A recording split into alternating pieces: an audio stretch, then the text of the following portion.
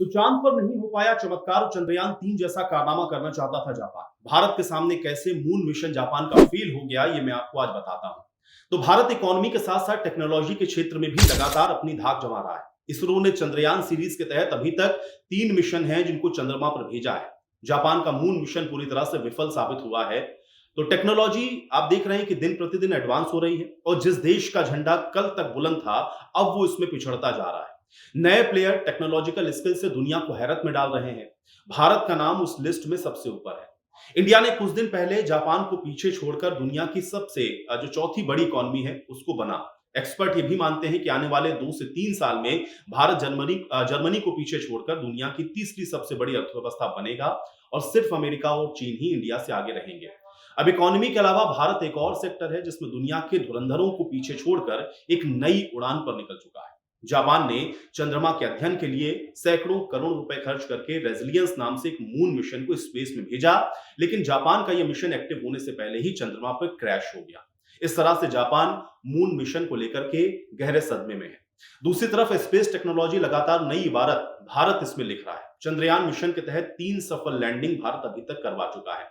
Japan जो कि अपने इस मून मिशन प्रोजेक्ट के तहत चंद्रमा का अध्ययन करने के लिए लगातार प्रयासरत है। कई मिशन वो मून पर भेज चुका है। जापान को उस समय गहरा धक्का लगा जब उसका रेजिलियंस मून मिशन पूरी तरह से विफल हो गया। अब जापान की महत्वाकांक्षी परियोजना तकनीकी गड़बड़ियों के चलते अपने उद्देश्य को पूरा नहीं कर पाई है और फिर ये भी इसे ग्लोबल स्पेस की दौड़ में एक अहम कदम के तौर पर देखा जा रहा है। भारत के चंद्रयान 2 और हालिया चंद्रयान 3 की सफलता की पृष्ठभूमि में जब रेजिलियंस की तुलना होती है तो स्पेस टेक्नोलॉजी, मिशन योजना, लागत और परिणाम के स्तर पर कई दिलचस्प पहलुओं की झलक भी इसमें देखने को मिलती है। जापान का स्लिम मिशन लगभग 100 मिलियन अमेरिकी डॉलर यानी कि 830 करोड़ रुपए में तैयार हुआ था, जो कि जापानी मानकों में किफायती कहा जा सकता है। भारत का चंद्रयान 3 महज 615 करोड़ की लागत में पूरा हो गया था। तो यहां से आप अंदाजा लगा सकते हैं मिशन का उद्देश्य और योजना क्या थी।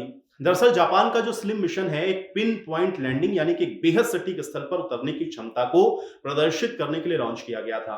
इसका उद्देश्य था कि चंद्रमा की सतह पर सिर्फ 100 मीटर के भीतर लैंड करना। दूसरी तरफ भारत का चंद्रयान 2 2019 में जो गया, मुख्य रूप से चंद्रमा की सतह पर रोवर को उतारने के उद्देश्य से भेजा गया था, लेकिन लैंडर विक्रम की सॉफ्ट लैंडिंग असफल रही। हालांकि चंद्रयान 2 का ऑर्बिटर अभी भी सक्रिय है और महत्वपूर्ण साइंटिफिक डाटा वहां से भेज रहा है। चंद्रयान 3 ने इस विफलता से सबक लिया और उसके बाद सटीक और सफल लैंडिंग करके भारत चंद्रमा के दक्षिणी ध्रुव पर उतरने वाला पहला देश बना। अब तकनीकी प्रदर्शन और सफलता, यहां पर यह भी बताएं कि रेजिलियंस ने पहले जापान स्लिम मिशन 20 जनवरी 2024 को चंद्रमा की सतह पर पहुंचा, लेकिन लैंडिंग के समय इसके सारे पैनल ठीक से काम नहीं कर पाए, जिससे एनर्जी क्राइसिस पैदा हुई।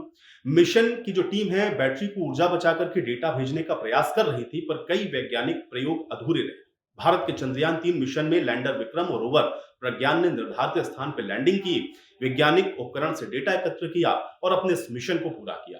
इस मिशन में तकनीकी त्रुटियों से बचने के लिए चंद्रयान 2 की जो असफलताएं थी उनका गहन विश्लेषण भी शामिल था और उसी से भारत ने सबक लिया।